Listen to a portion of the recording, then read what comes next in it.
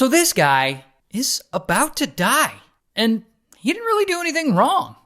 Now, the guy's name is Randall, and Randall's 27 when this story starts, and he's living in Dallas, Texas. And Randall, he has a problem. He's out of gas. So one day in 1976, he's on his way home from work, and that is when his car runs out of gas. Well, no big deal. He just takes this plastic jug from his car, and he walks to the nearest gas station, and he tries to get some gas. But then the attendant tells him that he's not allowed to put gas in a plastic jug. So unfortunately, there appears to be no way for Randall to get fuel to his car. So now he doesn't know what to do. I mean, how's he gonna get home? So he starts walking again. And that is when this teenager pulls up, David Ray. And David Ray is 16, and he's actually in the middle of running away from home. And the car he's driving is stolen. So David Ray pulls up, and he doesn't tell Randall that he's a runaway. No. He offers him a ride, and Randall's like, go. So David Ray helps Randall get gas for his car. After that, I guess they just decide to keep hanging out, and they spend the rest of the day together, because, they like each other's company.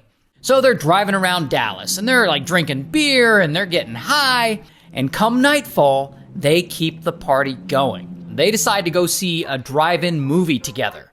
Now, eventually, Randall gets tired or whatever, and he decides to call it a night, and he has David Ray drop him off at his motel. Now, remember, David Ray has just run away from home. So he's got nowhere to go because his family's house is like 300 miles away from here. So when they get to the motel, he asks Randall if he can crash there with him. But Randall's like, nah. And so David Ray leaves and he drives off. And I assume David Ray must be drunk or stoned because when he drives off, he doesn't turn his headlights on, which isn't a big deal until he gets pulled over. And so David Ray gets pulled over and an officer comes up to talk to him, and probably just gonna let him off with a warning or whatever. But David Ray knows that he's in a stolen car and that he also stole some money when he ran away from home. So he's probably freaking out that this officer is going to figure out everything and bust him. And he isn't about to let that happen.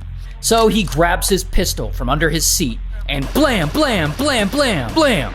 He shoots him 5 times. And this kills him.